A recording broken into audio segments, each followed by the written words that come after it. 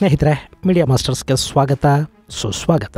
ಗೆಳೆಯರೆ, China Taiwan ಅನ್ನು ಆಕ್ರಮಿಸ್ಕೋಬೇಕು ಅಂತ ಅಂದ್ಕೋತಾ ಇರೋದು. ತೈವಾನ್ ಯಾವತ್ತಿದ್ರೂ ನಮ್ಮದೇ, ಅದನ್ನ ನಾವು ಬಲಪ್ರಯೋಗದ ಮೂಲಕ ಆದ್ರೂ ನಮ್ಮ ವಶಕ್ಕೆ ತಗೋತೀವಿ ಅಂತ ಅಧ್ಯಕ್ಷ ಶಿ ಜಿನ್ಪಿಂಗ್ ಹೇಳ್ತಾ ಇರೋದು ಇದೆಲ್ಲ ನಿಮಗೆ ಗೊತ್ತಿದೆ. ಅದಕ್ಕೆ ಕೌಂಟರ್ ಕೊಟ್ಟಿರೋ ತೈವಾನ್, ಚೈನಾ ಈ ನಮ್ಮ ದ್ವೀಪವನ್ನು ಆಕ್ರಮಿಸ್ಕೊಳ್ಳೋ ಮೊದಲು ರಷ್ಯಾ ಜೊತೆ ಯುದ್ಧ ಮಾಡಬೇಕು, ಅಲ್ಲಿ ರಷ್ಯಾ ಆಕ್ರಮಿಸ್ಕೊಂಡಿರೋ ಚೈನಾದ ಭೂಭಾಗವನ್ನು ಮೊದಲು ವಶಪಡಿಸಿಕೊಂಡು ಆನಂತರ ತೈವಾನ್ ಕಡೆಗೆ ಕಣ್ಣು ಹಾಕಬೇಕು. ಹಾಗೆ ಚೈನಾ ತನ್ನ ಭೂಭಾಗವನ್ನು ರಷ್ಯಾದಿಂದ ವಶಪಡಿಸ್ಕೊಳ್ಳೋದಕ್ಕೆ ಇದು ತುಂಬಾ ಒಳ್ಳೆಯ ಸಮಯ. ಈ ಟೈಮ್ ಅನ್ನು ಬಿಟ್ರೆ ಮತ್ತೆ ಇಂಥ ಟೈಮ್ ಅವರಿಗೆ ಸಿಗೋದೇ ಇಲ್ಲ. ಬೇಗ ಹೊರಡಿ, ನಮ್ಮ ಭೂಮಿನ ವಾಪಸ್ ತಗೊಂಡು ಬಂದುಬಿಡಿ ಅಂತ ತೈವಾನಿನ ಹೊಸ ಅಧ್ಯಕ್ಷ ಲೈ ಚಿಂಗ್ತೆ ಹೇಳಿದ್ದಾರೆ.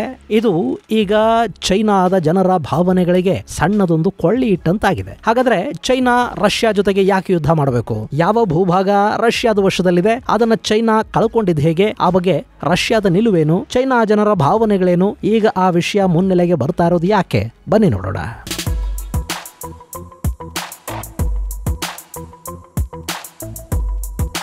ಗೆಳೆಯರೆ, ಇದು ಚೈನಾ, ಇದು ತೈವಾನ್. ಇಲ್ಲಿ ತೈವಾನ್ ಅನ್ನೋ ಈ ಪುಟ್ಟ ದ್ವೀಪವನ್ನ ಹೇಗಾದರೂ ಮಾಡಿ ಆಕ್ರಮಿಸಿಕೊಂಡು ಚೈನಾದಲ್ಲಿ ವಿಲೀನ ಮಾಡ್ಕೋಬೇಕು ಅಂತ ಪೀಪಲ್ಸ್ ರಿಪಬ್ಲಿಕ್ ಆಫ್ ಚೈನಾ ಬಯಸ್ತಾ ಇದೆ. ಹಾಗೆ ಈ ಇಡೀ ಚೀನಾ ಏನಿದೆ ಇದು ನಮ್ಮದೇ. ಇಲ್ಲಿ ಪೀಪಲ್ಸ್ ರಿಪಬ್ಲಿಕ್ ಆಫ್ ಚೈನಾದ ಆಡಳಿತ ಮುಗಿದು ರಿಪಬ್ಲಿಕ್ ಆಫ್ ಚೈನಾದ ಆಡಳಿತ ಶುರು ಆಗಬೇಕು, ಅದನ್ನ ನಾವು ಆಳಬೇಕು ಅಂತ ತೈವಾನ್ ಬಯಸುತ್ತೆ. ಗೆಳೆಯರೆ, ಇಲ್ಲಿರೋದು ಎರಡೆರಡು ಚೈನಾಗಳು. ಒಂದು ರಿಪಬ್ಲಿಕ್ ಆಫ್ ಚೈನಾ ಅಂದ್ರೆ ತೈವಾನ್, ಇನ್ನೊಂದು ಪೀಪಲ್ಸ್ ರಿಪಬ್ಲಿಕ್ ಆಫ್ ಚೈನಾ ಅಂದ್ರೆ ಈಗ ನಾವು ಚೈನಾ ಅಂತ ಕರೆಯೋ ಈ ದೊಡ್ಡ ದೇಶ ಇದೆಯಲ್ಲ ಇದು. ಒಂದು ಕಾಲಕ್ಕೆ ಅಂದ್ರೆ ಮಾವೋ ಝೆಡಾಂಗ್ ಆಡಳಿತ ಶುರುವಾಗೋದಕ್ಕೂ ಮೊದಲು ಈ ಇಡೀ ಚೈನಾನ ರಿಪಬ್ಲಿಕ್ ಆಫ್ ಚೈನಾ ಅಂತಲೇ ಕರೀತಾ ಇದ್ರು. ಆದ್ರೆ ಕಮ್ಯುನಿಸ್ಟ್ರಲ್ಲಿ ಒಂದು ಕ್ರಾಂತಿ ಮಾಡಿ ಚೈನಾನ ಆಳ್ತಾ ಇದ್ದ ಪ್ರಜಾಪ್ರಭುತ್ವ ಸರ್ಕಾರವನ್ನ, ಅದರ ನಾಯಕರನ್ನ ಅಲ್ಲಿಂದ ಓಡಿಸಿ ಅಧಿಕಾರವನ್ನ ತಮ್ಮ ಕೈಗೆ ತಗೋತಾರೆ. ಹಾಗೆ ಓಡಿ ಬಂದವರು ತೈವಾನ್ ನಲ್ಲಿ ಸೆಟ್ಲ್ ಆದ್ರು. ಅವತ್ತಿಂದ ಕೂಡ ತೈವಾನ್ ಮೇಲೆ ಕಮ್ಯುನಿಸ್ಟ್ ಚೈನಾ ಕಣ್ಣು ಹಾಕಿದ್ರೆ ಚೈನಾ ನಮಗ ಸೇರಬೇಕು ಅಂತ ಈ ತೈವಾನ್ ನ ಆಳ್ತಾ ಇರುವ ರಿಪಬ್ಲಿಕ್ ಆಫ್ ಚೈನಾ ಸರ್ಕಾರ ಹೇಳುತ್ತೆ. ಈಗ ಶಿ ಜಿನ್ಪಿಂಗ್ ಆಡಳಿತ ಚೈನಾದಲ್ಲಿ ಶುರುವಾದ ನಂತರ ಈ ತೈವಾನ್ ನಲ್ಲಿ ಬಂಡುಕೋರರು ಕೂತಿದ್ದಾರೆ. ಅದನ್ನ ನಾವು ಬಲಪ್ರಯೋಗದಿಂದ ಆದರೂ ಸರಿ ನಮ್ಮ ವಶಕ್ಕೆ ತಗೋತೀವಿ ಅಂತ ಪಿಂಗ್ ಅಧ್ಯಕ್ಷತೆಯ ಚೈನಾ ಹೇಳ್ತಾ ಬರ್ತಾ ಇದೆ. ಅದಕ್ಕೆ ಒಂದಷ್ಟು ಪ್ರಯತ್ನಗಳನ್ನ ಕೂಡ ಅವರು ಮಾಡ್ತಾ ಇದ್ದಾರೆ. ಇಲ್ಲಿ ಚೈನಾ ಈ ನೆಲ ನಮಗೆ ಸೇರಿದ್ದು, ಅದನ್ನ ಈ ಹಿಂದೆ ಜಪಾನ್ ಆಕ್ರಮಿಸಿಕೊಂಡಿತ್ತು. 1939ರಿಂದ 1945ರವರೆಗಿನ ಚೈನಾದ ದುರದೃಷ್ಟದ ಕಾಲಘಟ್ಟದಲ್ಲಿ ಈ ನೆಲ ಜಪಾನ್ನ ಹಿಡಿತದಲ್ಲಿತ್ತು. ನಾವು ಈಗ ಆ ಹಳೆ ಅವಮಾನಗಳನ್ನ ತೊಳೆದುಕೋಬೇಕಾದ ಕಾಲಘಟ್ಟದಲ್ಲಿದ್ದೀವಿ. ಹೀಗಾಗಿ ತೈವಾನ್ ಅನ್ನ ಚೈನಾಗೆ ಸೇರ್ಪಡೆ ಮಾಡ್ಕೋತೀವಿ ಅನ್ನೋದು ಶಿ ಜಿನ್ಪಿಂಗ್ ಹೇಳ್ತಾ ಹೋಗ್ತಾ ಇರೋ ಮಾತು. ಮತ್ತು ಈ ಮೂಲಕ ಪಿಂಗ್ ಚೀನಿಯರಲ್ಲಿ ತೈವಾನ್ನ ವಿಷಯದಲ್ಲಿ ರಾಷ್ಟ್ರೀಯತೆಯನ್ನ ಜಾಗೃತಗೊಳಿಸೋ ಪ್ರಯತ್ನವನ್ನು ಮಾಡ್ತಾ ಇದ್ದಾರೆ. ಈಗ ತೈವಾನ್ ಚೈನಾದ ಈ ಭಾವನಾತ್ಮಕ ಆಟ ಏನಿದೆ ಅದಕ್ಕೆ ಸರಿಯಾದ ಟಾಂಗ್ ಅನ್ನ ಕೊಡ್ತಾ ಇದೆ. ಅಷ್ಟೇ ಅಲ್ಲ, ಚೈನಾದ ಬಗ್ಗೆ ರಷ್ಯಾಗೆ ಕೂಡ ಒಂದು ಅನುಮಾನ ಶುರುವಾಗೋ ಹಾಗೆ ತೈವಾನ್ ಚೈನಾಗೆ ಸವಾಲಿಸ್ತಿದೆ.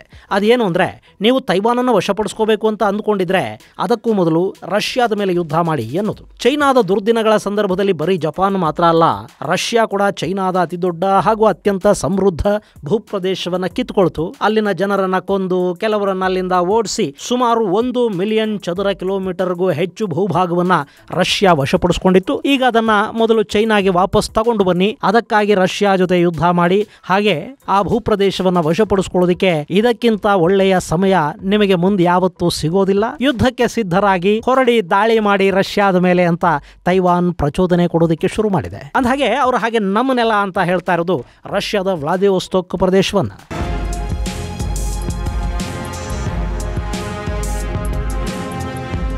ಗೆಳೆಯರೆ, ಇದು ಚೈನಾ. ಇದರ ಕೆಳಗೆ ನಿಮಗೆ ಕಾಣ್ತಾ ಇದೆಯಲ್ಲ ಈ ಪುಟ್ಟ ದ್ವೀಪ, ಇದು ತೈವಾನ್. ಅಲ್ಲಿಂದ ಮೇಲ್ಭಾಗಕ್ಕೆ ಬಂದ್ರೆ ಇಲ್ಲಿ ಸಿ ಆಫ್ ಜಪಾನ್ ಇದೆ ನೋಡಿ.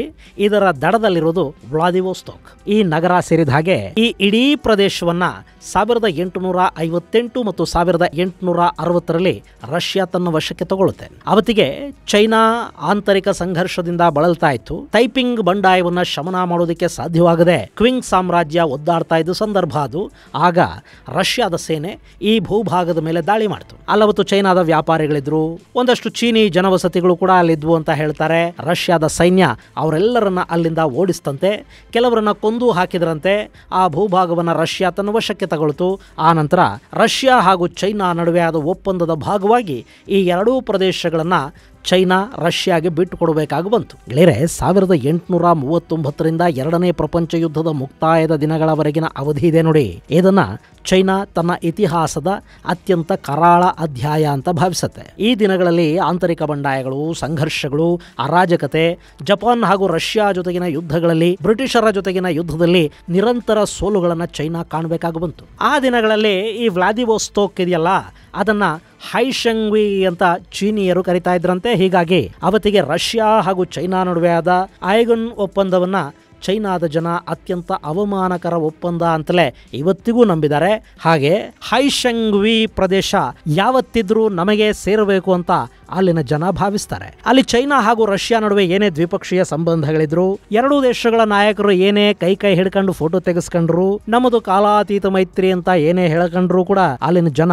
ರಷ್ಯಾದ ವಿಷಯದಲ್ಲಿ ಹಳೇ ಅವಮಾನವನ್ನ ಇನ್ನೂ ಎದೆಯಲ್ಲಿ ಇಟ್ಟುಕೊಂಡಿದ್ದಾರೆ. ಈಗ ತೈವಾನ್ ಅದೇ ಬೆಂಕಿಗೆ ತುಪ್ಪ ಸುರಿಯೋ ಕೆಲಸವನ್ನು ಮಾಡಿದೆ.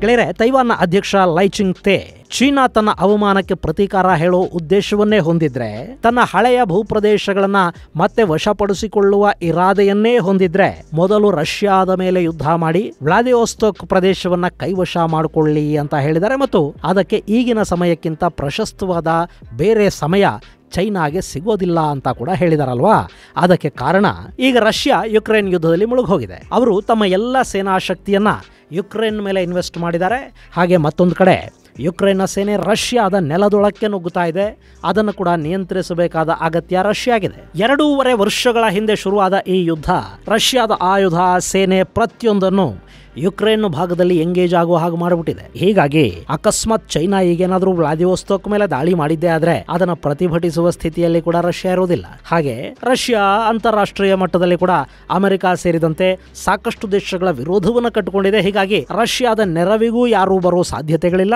ಸೊ ಈಗ ರಷ್ಯಾದಿಂದ ಆ ಭೂಪ್ರದೇಶವನ್ನು ವಶಪಡಿಸಿಕೊಳ್ಳೋದಕ್ಕೆ ಉತ್ತಮ ಸಮಯ. ಇನ್ನು ತೈವಾನ್ನ ನೆರವಿಗೆ ಅಮೆರಿಕ ಮಿತ್ರಕೂಟ ನಿಂತಿದೆ. ಜೊತೆಗೆ ತೈವಾನ್ ಅನ್ನೋದು ವ್ಲಾದಿವೋಸ್ತೋಕ್ಗೆ ಹೋಲಿಸಿದರೆ ಅತ್ಯಂತ ಚಿಕ್ಕ ಭೂಪ್ರದೇಶ. ಹೀಗಾಗಿ ಚೈನಾ ತನ್ನ ಹೆಚ್ಚು ಶಕ್ತಿಯನ್ನ ತೈವಾನ್ ಅನ್ನೋ ಪುಟ್ಟ ದ್ವೀಪದ ಮೇಲೆ ಬಳಸೋ ಬದಲು ಸುಲಭವಾಗಿ ಸಿಗುವ ದೊಡ್ಡ ಭೂಪ್ರದೇಶವನ್ನ ಮೊದಲು ವಶಪಡಿಸಿಕೊಂಡು ಬರಲಿ ಅನ್ನೋದು ಲೈ ಕೊಟ್ಟಿರೋ ಸಲಹೆ. ಹಾಗಾದ್ರೆ ರಷ್ಯಾದ ವಿರುದ್ಧ ಚೈನಾ ಅಂತ ಸಾಹಸವನ್ನು ಮಾಡೇ ಬಿಡುತ್ತಾ? ಗೆಳೆಯರೆ, ಅಂತಾರಾಷ್ಟ್ರೀಯ ಸಂಬಂಧಗಳು ಹೇಗೆ ಅಂದ್ರೆ ಅಲ್ಲಿ ಯಾರು ಶಾಶ್ವತ ಮಿತ್ರರೂ ಅಲ್ಲ, ಯಾರು ಶಾಶ್ವತ ಶತ್ರುಗಳು ಅಲ್ಲ. ಎಲ್ಲ ಕೂಡ ಲಾಭ ನಷ್ಟಗಳ ಲೆಕ್ಕಾಚಾರದ ಮೇಲೆ ಮಾತ್ರ ಆಧಾರಪಟ್ಟಿರುತ್ತೆ. ಈಗ ರಷ್ಯಾಗೆ ಕೂಡ ನೇರವಾಗಿ ಚೈನಾನ ತಡವಿಕೊಳ್ಳೋ ಶಕ್ತಿ ತಮಗಿಲ್ಲ ಅನ್ನೋದು ಗೊತ್ತಿದೆ. ಹಾಗೆ ಅವ್ರು ಇವತ್ತಲ್ಲ ನಾಳೆ ವ್ಲಾದಿವೋಸ್ತೋಕ್ ಮೇಲೆ ಕಣ್ಣು ಹಾಕೋ ಸಾಧ್ಯತೆಗಳಿವೆ ಅನ್ನೋದರ ಅರಿವು ಕೂಡ ರಷ್ಯಾ ಆಗಿದೆ. ಆದ್ರೆ ಈ ತಕ್ಷಣಕ್ಕೆ ಅವ್ರ ಆ ಕೆಲಸ ಮಾಡಬಾರದು ಅಂತ ರಷ್ಯಾ ಭಾವಿಸುತ್ತೆ. ನಾಳೆ ಯಾರ ಶಕ್ತಿ ಎಷ್ಟೋ ಗೊತ್ತಿಲ್ಲ. ಇವತ್ತು ಬೀಸುವ ದೊಣ್ಣೆಯನ್ನ ತಪ್ಪಿಸ್ಕೋಬೇಕು. ಅದಕ್ಕಾಗಿನೇ ರಷ್ಯಾ ಈ ವ್ಲಾದಿವೋಸ್ತೋಕ್ ಬಂದರನ್ನ ಚೈನಾದ ಬಳಕೆಗೆ ಬಿಟ್ಟುಕೊಟ್ಟಿದೆ. ಇದು ಚೈನಾಗೆ ಹತ್ತಿರ ಇರೋದ್ರಿಂದ,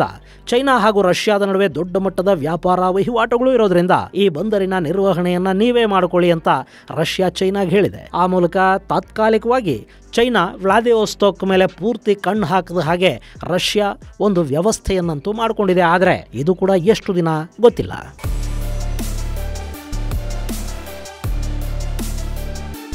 ಇನ್ನು ಈ ಸಂದರ್ಭದಲ್ಲಿ ದಾಳಿ ಮಾಡಿ ಅಂತ ಹೇಳೋ ಮೂಲಕ ತೈವಾನ್ ಹಾಗೂ ಅದರ ಮಿತ್ರ ದೇಶಗಳು ಅಲ್ಲಿ ಚೈನಾದ ಒಳಗೆ ಚೈನಾ ಸರ್ಕಾರದ ಬಗ್ಗೆ ಒಂದು ಅಸಮಾಧಾನ ಮೂಡುವ ಹಾಗೆ ಮಾಡೋದಕ್ಕೆ ಹೊರಟಂತೆ ಕಾಣ್ತಾ ಇದೆ. ಜೊತೆಗೆ ರಷ್ಯಾಗೆ ಕೂಡ ಚೈನಾ ಬಗ್ಗೆ ಇರುವ ಅನುಮಾನಗಳನ್ನ ಈ ಮೂಲಕ ಹೆಚ್ಚು ಮಾಡೋ ಪ್ರಯತ್ನಕ್ಕೆ ಅವರು ಬೀಜ ಬಿತ್ತನೆಯನ್ನು ಮಾಡಿದ್ದಾರೆ. ಪರಸ್ಪರ ಸಂಶಯವನ್ನ ಬಿತ್ತೋದಿದೆಯಲ್ಲ, ಅದು ಇವತ್ತಲ್ಲದೆ ಇದ್ರೂ ನಾಳೆ ಖಂಡಿತ ಫಲ ಕೊಟ್ಟೇ ಕೊಡುತ್ತೆ. ರಷ್ಯಾ ಮತ್ತು ಚೈನಾಗಳು ಕಿತ್ತಾಡ್ಕೊಳ್ಳೋ ದಿನಗಳು ತುಂಬಾ ದೂರ ಏನಿರೋದಿಲ್ಲ. ಇಲ್ಲಿ ಪುತಿನ್ ಇರೋವರೆಗೆ ಎಲ್ಲ ಸರಿ ಇರಬಹುದು. ಆದರೆ ಆ ನಂತರ ಚೈನಾ ತನ್ನ ಐಗುನ್ ಒಪ್ಪಂದದಲ್ಲಿ ಬಿಟ್ಟುಕೊಟ್ಟ ಭೂಪ್ರದೇಶವನ್ನ ಹಾಗೆ ಬಿಟ್ಟು ಬಿಡುತ್ತಾ? ಕಾಲಾನೇ ಉತ್ತರಿಸಬೇಕು. ಇದು ಗೆಳೆಯರೆ, ಚೈನಾದ ಮಹತ್ವಾಕಾಂಕ್ಷೆಗೆ ತೈವಾನ್ ಹಚ್ಚಿದ ರಷ್ಯಾ ಬೆಂಕಿಯ ಕುರಿತಾದ ಒಂದಷ್ಟು ಮಾಹಿತಿ. ಮುಂದಿನ ಸಂಚಿಕೆಯಲ್ಲಿ ಮತ್ತಷ್ಟು ವಿಶೇಷಗಳ ಜೊತೆ ಮತ್ತೆ ಭೇಟಿಯಾಗೋಣ. ಅಲ್ಲಿವರೆಗೆ ಜೈ ಹಿಂದ್, ಜೈ ಕರ್ನಾಟಕ.